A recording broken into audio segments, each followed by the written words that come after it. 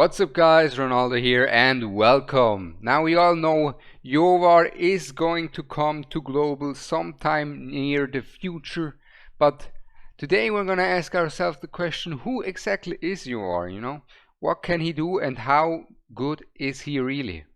We're gonna go over his kit, we're gonna go over him in Guild Boss, how he performs, how he stacks up against some of these other marksmen, a monster here with Silas and Hex, but also some special treat for you guys is gonna be the gear dungeon, the new one that is gonna come out. We're gonna test him there as well, because I truly believe this is somewhere where he can actually shine really well. Of course, then also GR3, we can also go and take a look there as well in the end, and then we go through a conclusion. How good is our boy Iovar? Because there are certain things that I want to go over with you guys about his kit. And starting off right now, let's go over his kit already.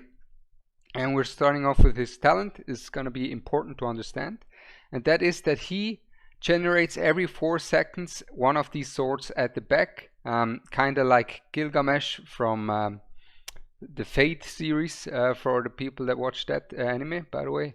But back to the topic, he will get these swords generated periodically every 4 seconds, up to 12 swords.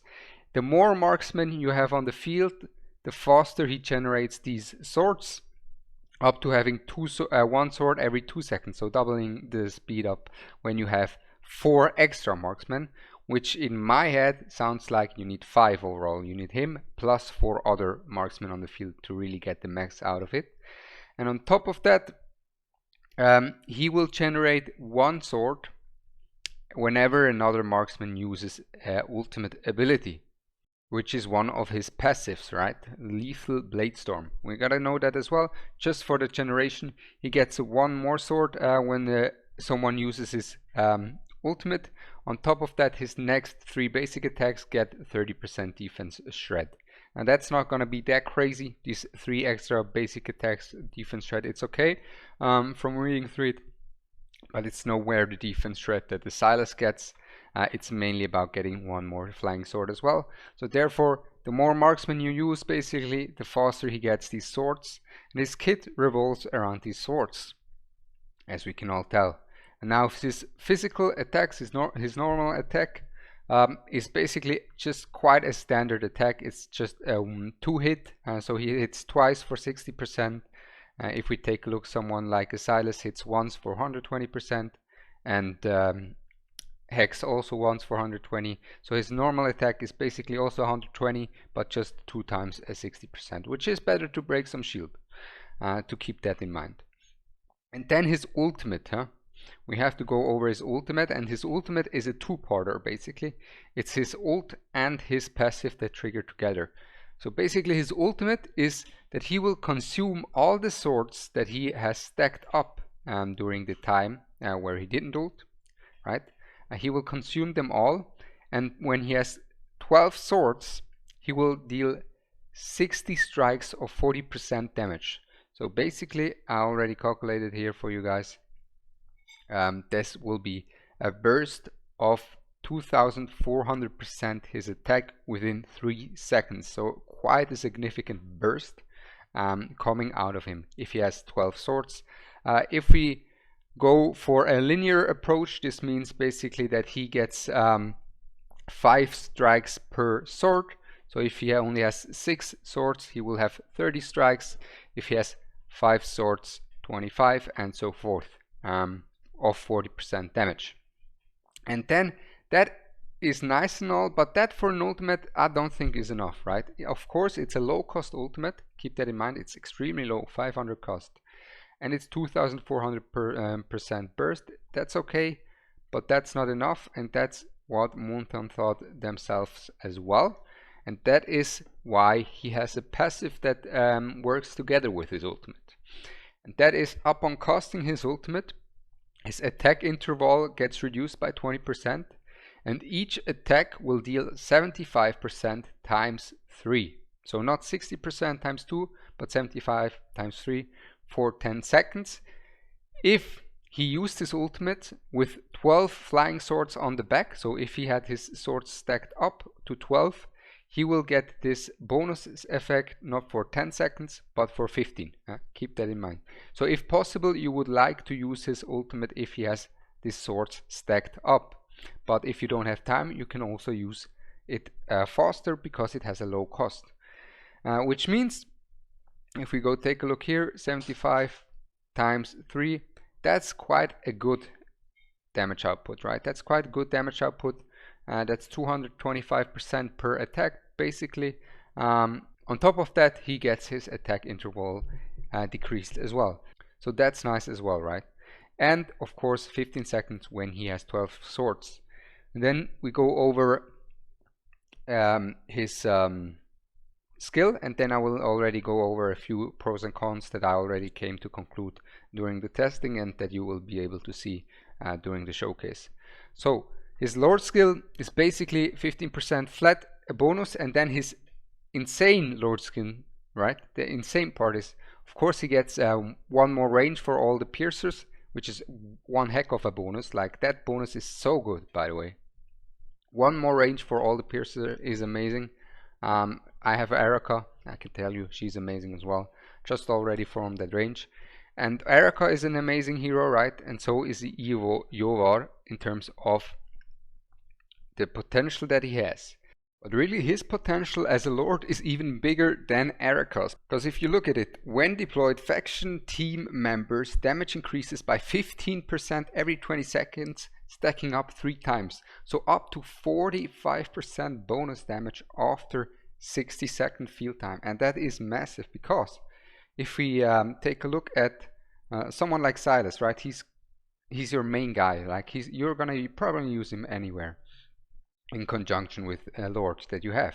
So Silas has a range of 1, 2, 3, and 4. 1 bonus range thanks to Erica or Iovar lord bonus, right? So he has 4 range. Therefore, if we go and take a look at Erica, she gives 5% bonus damage per range, and for range is 20% max. Now what you could argue is, maybe if the enemy is on the side, on the left hand tile or on the right hand tile, that counts as 1 range more as well. So then it's 25% bonus damage, but only at max range. When they get closer, it's only 20%, then 15 and 10% bonus damage. Whereas Iovar can get up to 45%. Now Erica's bonus is insane for Iril as well, right? But Iovar overall, when you have your units out on the field for a bit, his damage increase is massive. It is absolutely ridiculous how strong that bonus is, really. So due to that, we can already tell how Iovar is a new hero. He is going to power creep.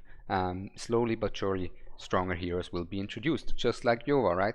But with that, with his Lord skill out of the way, amazing Lord skill, let's get back to his flying swords for a bit now. And there's certain thing with the flying swords that I can already tell you. If we do the maths here, let's say we have 5 marksmen on the field, that's 20 seconds, 24 seconds to get 12 swords. Of course, he gets some bonus swords if other marksmen use their ultimates, so he can get it earlier.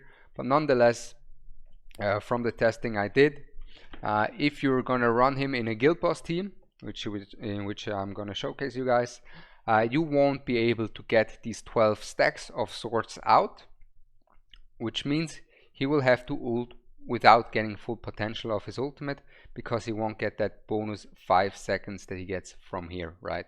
He won't get another 5 seconds of higher damage. On top of it, he won't get 60 strikes out. But that's okay, because it's quite flexible. Whereas in Gear Dungeon Part 2, I assume, I haven't tested it yet, we're gonna test it together, I assume that he will be able to stack it up to full, and then this insane 2400% burst will help tremendously to one-shot waves, right?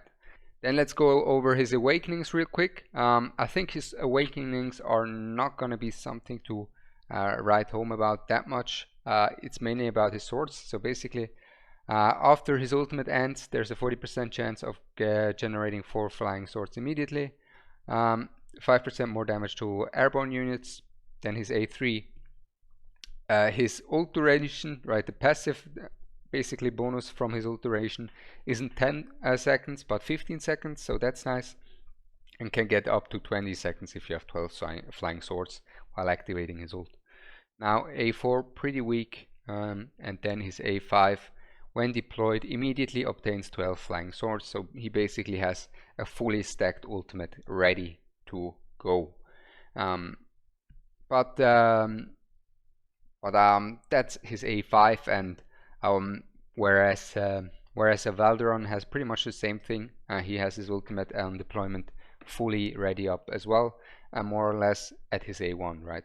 So his awakenings, even though he's a lord and someone to consider soulstones on, I wouldn't say his awakenings sound like that insanely crazy to me, which is nice. It's more free-to-play friendly, right? In terms of gear, clear favorite will be Soulbound Arcana. He has low cost, he has his swords coming out. There's no real debate about it.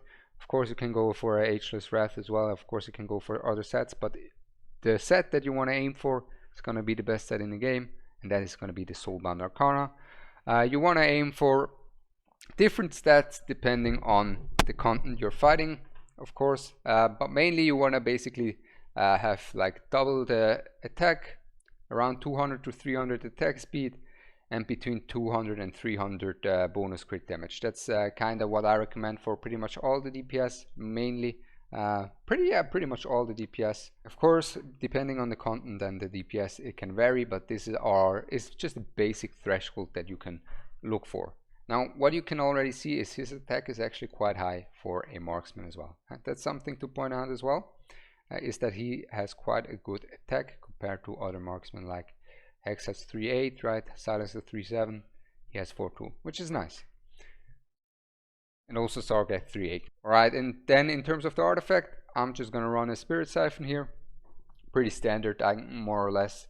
And yeah, let's go right into Guild Boss now. Look for a few things in Guild Boss, and then we go for the gear dungeon as well. Alright, so this is going to be the lineup that I'm going to run here for the Guild Boss. So it's going to be with an Infernal team as well. Of course, the amazing thing about him is that you probably can run him pretty well with a Fighter Nightmare team instead of Infernals as well. My thing is, I on Global use still Piercer Infernal because that's how I cracked the 50k, and I just left it like that. So I know how to play around this. I don't know perfectly how to play around the Fighter comp, which is why I'm going with this. Now, to perfectly get the max out of his talent, you would like to have more marksmen on the field. Unfortunately, these three are the only marksmen that I value as valuable and that I deem valuable enough to be placed down. We could also go for a Setram as his fourth option, but this is the lineup that we're gonna run here. Before we go over the full run, I want to give you guys an avenue, a 1 versus 1 versus 1 between Iovar, Silas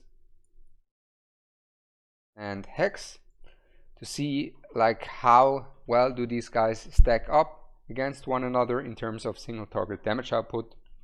And we're just gonna place them without any rage region, just on their own, see how these guys line up, and just use these ultimates as they come up.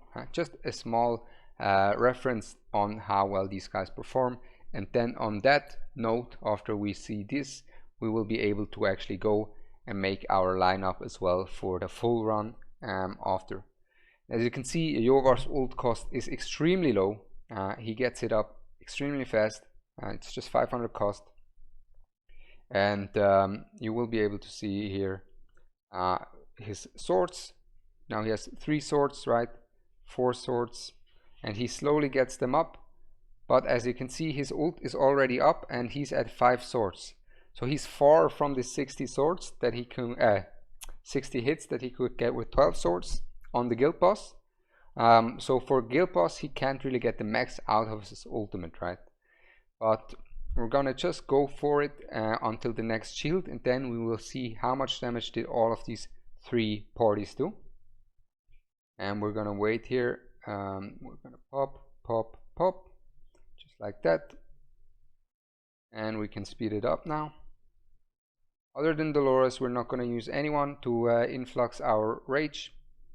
We're just gonna play it like this and see how well these guys perform. Dolores is gonna be used just because Dolores will be used most of the time anyways, which is why we're gonna use her.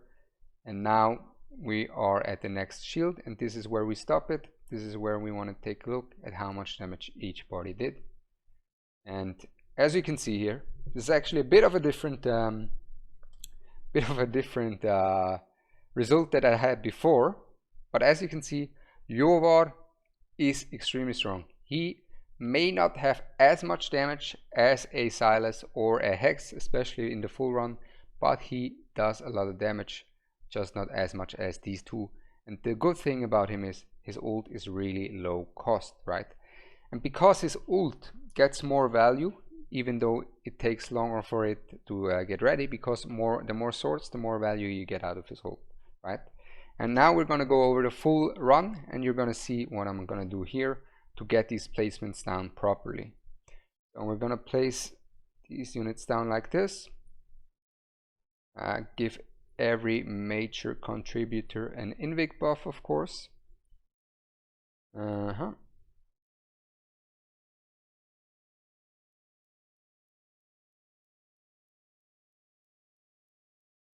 There we go.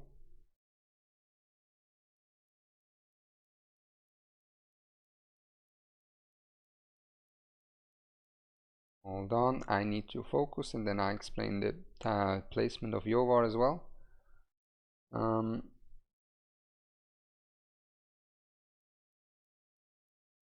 So basically what I did here with the placement is that I had the option to basically just go and do a run with Iovar, Hex and Silas without proper full team lineup, but I wanted really to show a full lineup. And the reason why Iovar is back here and I decided to go with this lineup is so Iovar will be able to get the Dolores buff, right? He will be able to get profit from Dolores, but unlike Hex and Silas, he won't be able to profit from a Laurel, right? Why does that not matter for him as much, and why did I put him there instead of a Silas as or a Hex? Is because first of all, his ult cost is extremely low. Therefore, from 500 ult cost, right, a Laurel will give him 50%. That's only 250. So the value in that aspect is not that high. On top of it, he doesn't lose out that much if it takes him a bit longer to get his ult out every now and then, as it would for a Silas. Because not only does he not wait so long for his ult as a Silas or a Hex, but also his ult gets stronger if he has to wait longer as well, because he will generate more swords, right? Which is why we're placing him here, and this is kind of the lineup that I would go for if I would use him in a Piercer and Infernal team comp. This is how you probably will use him, which is why I placed him the way you would place him, and not just to maximize his damage output, but mainly to really maximize the team's damage output. And we're just gonna go through here, right? Pretty standard so far, and see Iovar with a bunch of swords again, lining them up. We can barely see him back there. We got 3 swords ready here. We're gonna place Laurel down before we pop his ult. There we go. Now we can take her out and pop these ultimates and get some rage region from our girl Leia going as well. And we are at 15k, around 15k, 3 minutes 20 left. That's okay. Keep in mind that these units are all A0, right? So it's not going to be like a global whale comp with A5 DPS units. This makes quite a significant difference, especially on the likes of a Silas, Zillitu and Hex. These guys ramp up with these awakenings.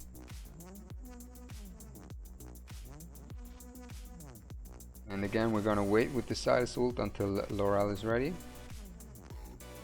And pop, pop, and get her out now. Iovar is ready as well again. Get him in there. And no. Put Leia in there, wait for our Hollow's ult, and then we pop Leia for Hollow really to get max value out of it. Take her out. Twin Fiend again.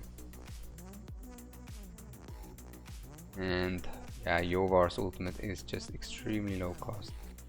Now we are gonna wait for Dolores' ult to pop, and then we're gonna place down our Laurel. So now we're gonna get her out and pop all these ultimates. There we go. We're on a really good path here with the 33 before the last shield. And pop all these ults again before we pop the Leia here. There we go. Maximize the value we get from the Leia rage regen as well. And he's about to finish it up. There we go. Iovar ult back at it already. As you can see, he really is quick with it. And put in Laurel, wait for these ults to come up real quick. Gonna wait, come on. There we go, there we go. There we go. Put her out. That ult, use that ult.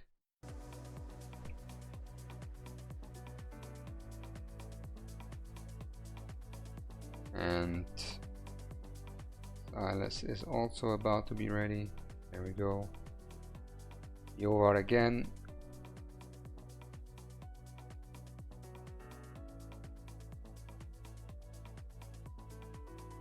Alright, the final push for the 50k coming in right now.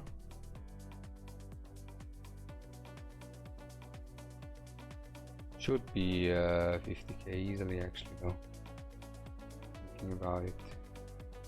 Right, yeah, okay.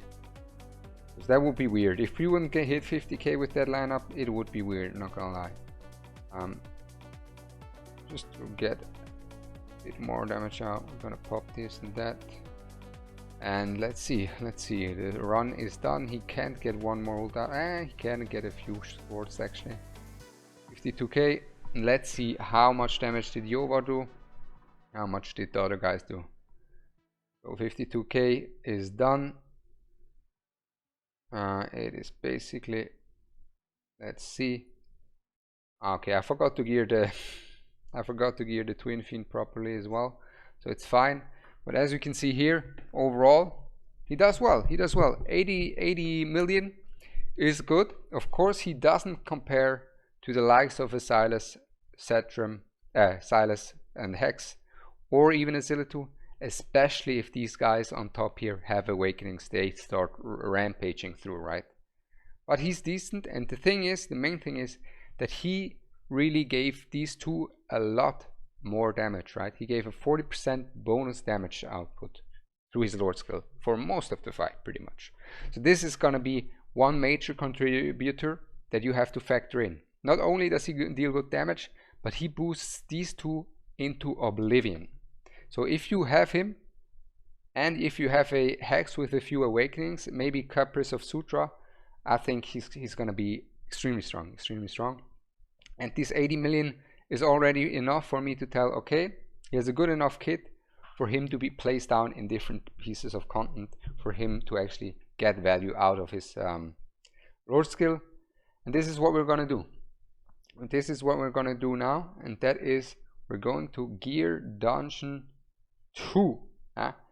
Hardest piece of content in the game. Stage 6, haven't cleared it yet. I don't know, has anyone managed to clear it yet? No. Stage 5, yeah, someone else cleared it now as well. Who did they use? Interesting lineup. They didn't wait. Oh, okay. They didn't go with a similar lineup as I did, but both used an Ardea and Garnet. That's a bit of the problem with this dungeon. It's extremely difficult. But I just want to show you the lineup that I used here. This is not the lineup that I used.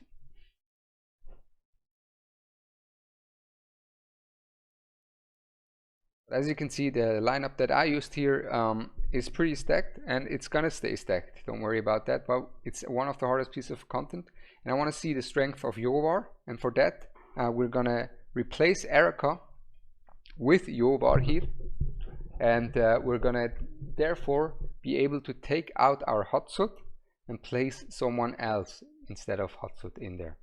So we're gonna do that right now. We're gonna go and take a look here. Alright, so gear is swapped around, lineup is done, and let's get right into the new Gear Dungeon 2, right? Gear Dungeon 2, is he gonna be a game changer for many of us, maybe? Could be, because it is the hardest content in the game. It's gonna be one heck of a fight for most of us, trust me. It's gonna be one heck of a fight. So the first difference that we see, of course, is that he has a bit more cost than a Silas at the beginning of the run here. We're gonna go for the early placements here, and we're gonna pop that ult. I'm gonna start off. I'm not gonna explain the run specifically. I did a video on that already, so if you want to see exactly how that works, how that new boss works out, go check the video out, and you'll be able to see. Now, as you can see, we have a bunch of swords already stacked up on our boy Iovar, and I'm excited to see if he's going to be able to really get the job done here, or is he not, right? Gonna be the question here for us. Place that, and now we're gonna pop his ult. Oi! Oi! We were a bit late. Maybe we have to pop his ult earlier, huh? Let's try again. Oi, that would be rough if he can't do it. Let's try again. He's got... how many swords he got? 1, 2, 3, 4, 5, 6, 7, 8. He hasn't even got his full stacks yet. That's a bit of a issue here. He hasn't even got his full stacks yet, but I think you have to pop his ult early, no? And then gets bonus damage, and his bonus damage is not enough though. His bonus damage is not enough. You have to time his ultimate in a way that he hits the Volca clone.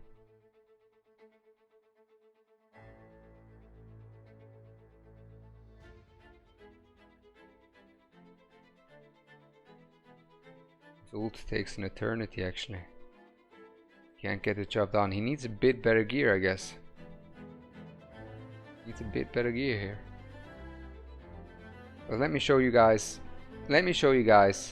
how it looks like with Silas, right? Let's put Silas where Iovar is, so you guys see exactly what's gonna happen if we have a monster like Silas in there. So we're gonna place, right? Nothing special like that, and we're gonna place down our Silas right here.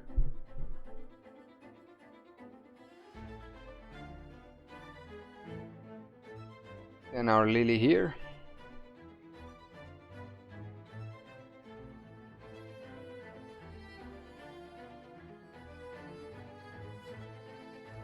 And our Oleg here. Now we pop our Eloin ult to heal our Broke here.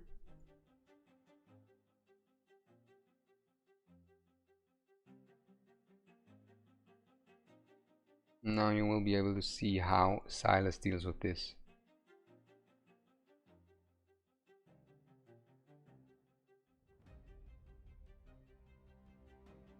There we go, here comes the Silas hits. And as you can see, Silas gets rid of her pretty swiftly. And Silas can get the job done. So what we can do now is we're gonna cheat a little bit here. And give the Invic buff to Iovar instead of Ardea and see how it works then. I'm not sure if Ardea is going to be good enough now. But this way Iovar will be able to generate more swords as well because he's earlier on the field. We're going to pop him, put down Lily, and then follow that up with Oleg right here.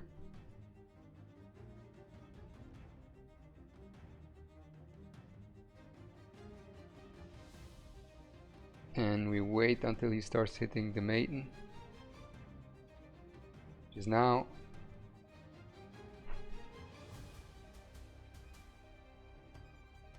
Okay, he barely got it done. Or can he get the others afterwards as well? Looks like he can. Oh, I forgot to place down Zillitu. Get his ultimate back already. Okay, he got the job done here, which is awesome. It's really awesome actually. Which means he gets a lot done here. So he can be used here on the side, and now we can check if Silas can get the job done on the other side. If Silas pops his ult, he should be able to get rid of these 4 guys.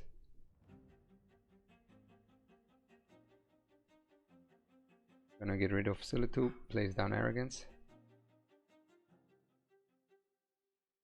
Okay, Silas is wasting half of his ultimate.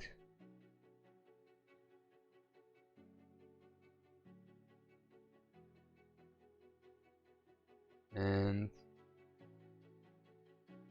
now do we need Iovar? We need Iovar's ultimate. Without his ult he doesn't deal any damage whatsoever.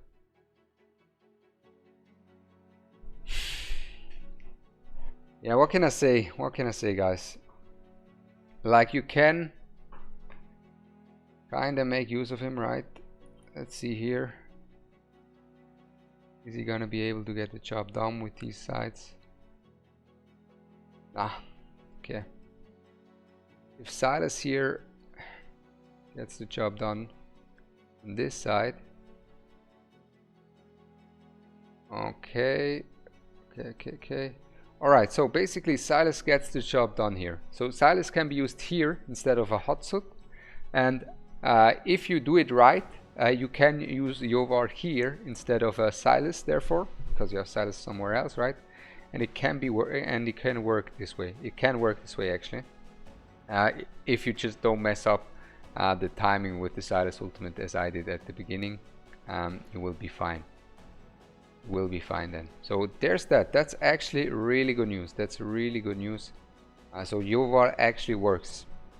It took some time for me to get him out there, and now he needs to pop his ult again. And there we go. Because of the Soulbound Arcana, now he's performing a lot better. And now he can get rid of these units, right? Can he? Yes, because of Soulbound Arcana stacking up, and of course his Lord skill also stacking up with time, he gets stronger and stronger. Now our Silas died on top side. Silas died on top side.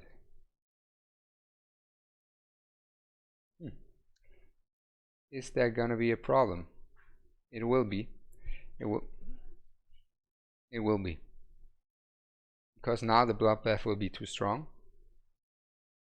And Iovar will not be able to really fully take care of everyone. So there's that. Which means we have to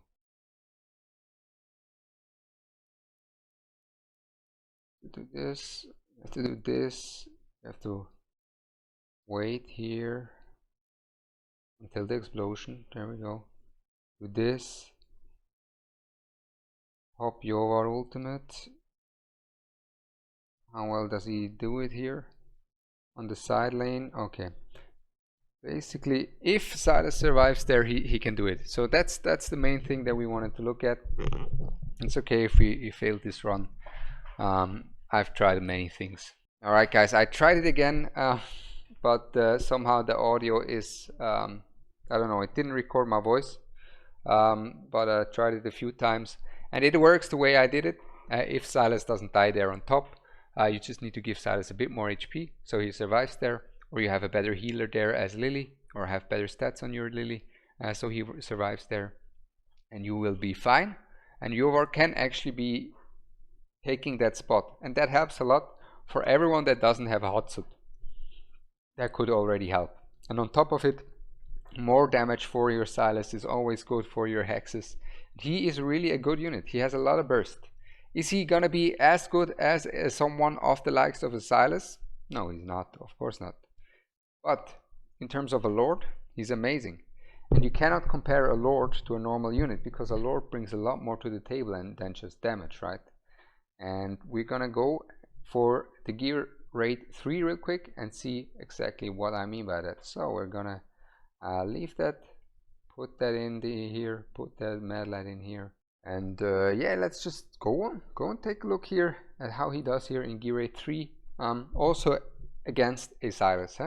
Silas is the go-to unit here, and the man to beat, the man of the hour. So with Iovar and Silas, I think Silas will have better damage anyways than Iovar, so I think I'm gonna start off with placing down Iovar before Silas, and then we will go from there, and then we place down our Silas. We have to go for a bit of a different approach here, because we can't really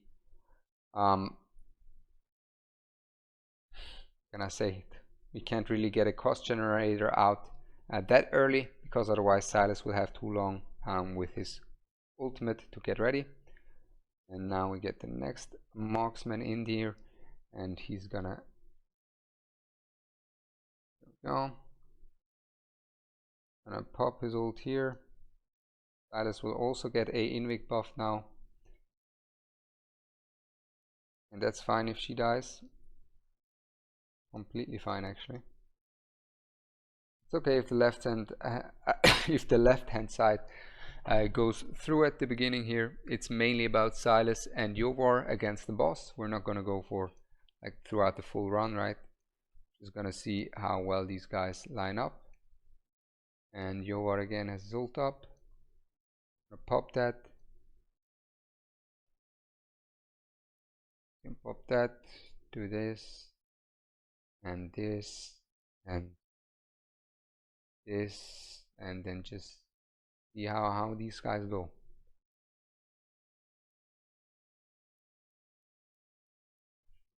And Iovar has his ult again. Big nuke, and there is the boss gone. Let's compare Iovar against Silas. Who did more here in this fight? I think I already know the answer. I think it's quite significant. And I was wrong, actually. I was wrong. Iovar kept up with Silas in this one. Of course he was placed earlier. Of course he got an Invic buff for main duration. Of course Silas will deal more damage with weaker equipment than a Iovar will. So keep that in mind. There's many benefits to a Silas, right? But Iovar actually performing extremely well. That's actually surprising. I thought Silas is gonna gap him here. That's actually really well done from Iovar. That's really well done. Okay, alright, so there we have it, guys. There we have it. Quite impressive stuff from Iovar. Wowee. What can I say? So I think he's gonna be amazing for everyone who does not have an Erica. That already is gonna be out of the question. If you don't have an Erica, he's gonna be amazing. If you have an Erica, you could even consider pulling for him, even though you have an Erica, because I have one and I'm really considering it to pull for him.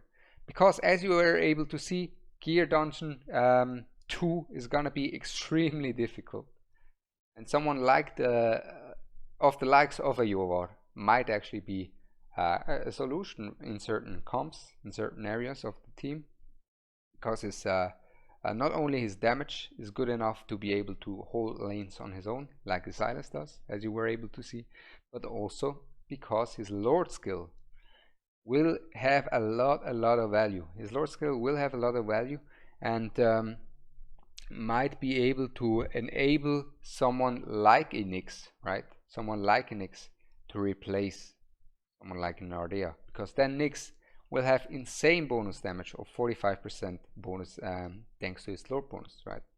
So she might actually be able to hold her own, right? And I think he is gonna be amazing. Really strong unit. I'm really grateful that I got the chance to test him here on the test server. He's gonna be great for Gear Dungeon stage 2. It's gonna be great for Void Rift. You can use him in Guild Boss, even though the value in Guild Boss is gonna be pretty vague so far. I think his value is gonna be pretty vague. It's hard to say. But you can use him in Guild Boss, even as a Lord. You can use him in Void Rift, in Guild Wars, in Gear Raid 3. He's gonna be amazing as well. And in Gear Dungeon is gonna be one heck of a fight as well. So yeah, this is it from my side. I hope you enjoyed it. It's been a longer recording than expected. I really did some off-screen testing as well that I cut out a lot. But I'm generally speaking, I'm impressed, because when he came out, I tested him a bit and I was like, yeah, it's okay. But now I can say, really, especially thanks to Gear Dungeon 2 that is coming out, I think he's going to provide a lot of value. Keep in mind, this is kind of the gear that I used here for the Gear Dungeon 2. And this as his artifact. So therefore, it can be improved upon. Maybe even for Gear Dungeon 2, Idril's Gaze might be better for him. I'm not sure about that. I didn't test that, but he can definitely work there as well. He can provide a lot as your Lord, and he's gonna be amazing. Wow. Let me know what you guys think of him. Are you gonna pull for him? Are you gonna skip, wait for someone else, maybe a God, maybe an Ardea to come? I'm Ronaldo. I hope you enjoyed it, and I wish you all a blessed day, and I'm out. Peace.